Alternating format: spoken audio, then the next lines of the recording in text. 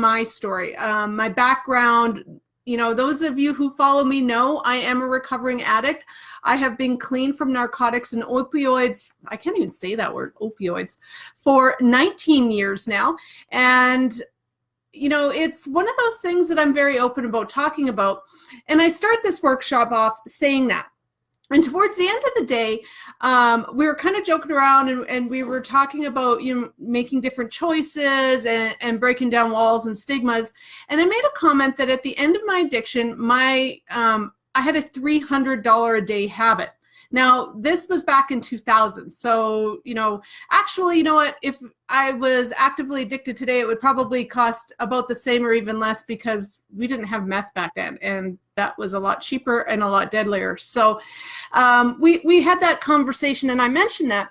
And one of the people, after hearing my story, actually said to me, he says, you know, and pardon my language, but he said, what the fuck, were you brain dead? Like, what's wrong with you? Addicts are just so stupid. They're like, why would you do that? You're just stupid.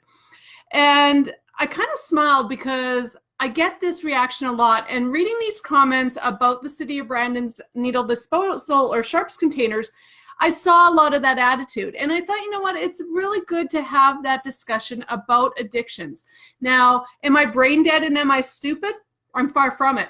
I actually made the joke. I said to him, I said, at the time, at the end of my addiction, I was at the top of my career. I was earning, you know, good money for what it was back then. And, you know, I was running a major hotel. I had 8 different departments. I had a staff of over 65 people and a multi-million-dollar budget. And I still had a $300 a day cocaine addiction and still lost it all and ended up in rehab. And you can read about it all in my book, but that's what happened to me. And so when he said, were you brain dead and were you stupid?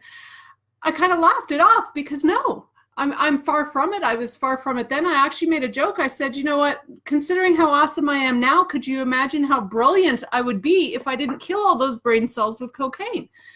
And I do tend to laugh it off.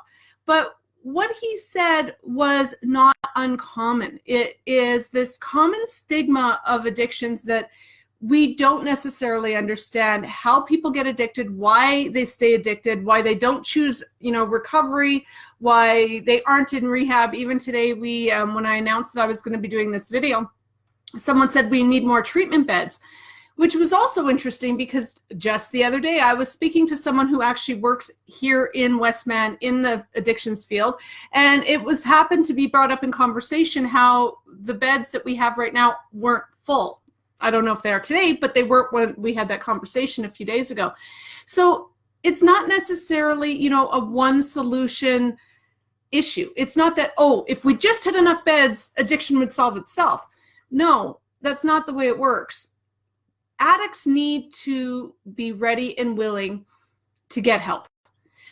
I strongly believe as an advocate for addictions that when addicts are ready, there needs to be resources there for them. We need treatment options. We need long-term housing, clean, sober living, counseling. We need these things. We need medically assisted detox. Those resources need to be in place when addicts are ready.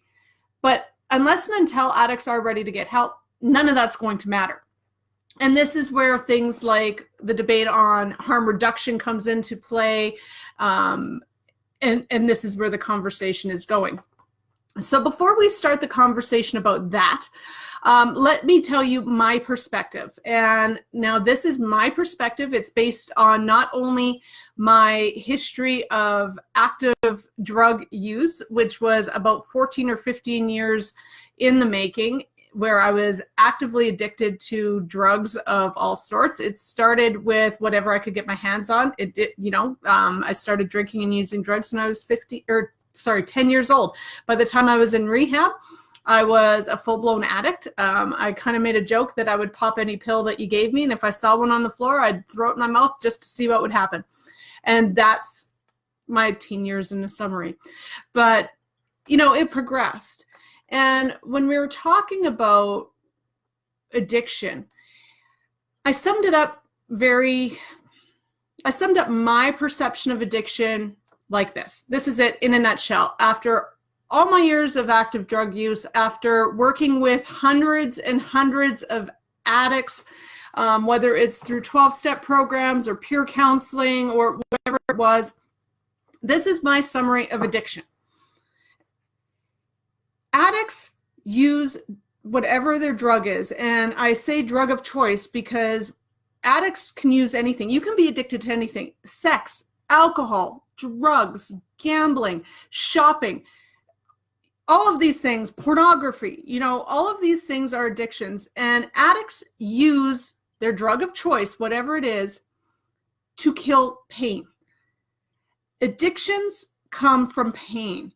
And for me personally, I was using drugs to kill the pain of, what was happening to me as a child, the pain of memories of, I'm an adult survivor of child sexual abuse.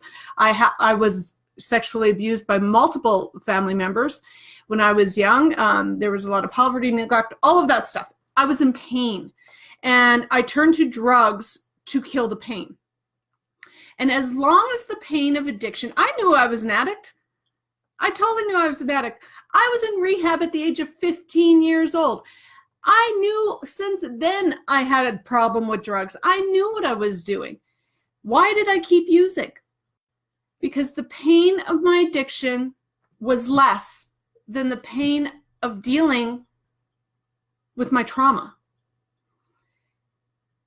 And I knew I was hurting others. I knew I was making mistakes. I knew I was spiraling. But the pain of my addiction was not, it didn't hurt as much to be addicted as it did to face my inner trauma. And many people will listen to that and go, you know what, you're a coward. Yes, absolutely. I was hiding from that pain. I couldn't face it. I had absolutely no coping mechanisms. I had no support systems. I didn't feel worthy of getting help, even if it was offered to me at that time. I wasn't ready. I didn't know how. And it was easier to numb and kill the pain with drugs than it was to face it. And only when the pain of my addiction became worse than the pain of facing my trauma was I ready to get and receive help. And I actually went and I took it even further. If you know my story, I actually hit my bottom and realized that the pain of my addiction was unbearable. And then I looked and said, well, here's the option of dealing with my trauma. I have no idea how to deal with that. That's unbearable too. What do I do? And that is where suicide came to play for me. And, I'm still alive, thank God. But that was the third option for me. The pain of addiction, the pain of being clean, or death. And I chose death. I'm very lucky that death did not choose me, and I still am here living to fight another day, another year, another decade. But those were the options for me. And when I woke up in that hospital, realizing I was still alive, I knew I couldn't go back to my addiction because there was nowhere left to go. There was no further down I could go. That was my bottom. So the only other option for me was to do the work that I needed to get clean and stay clean.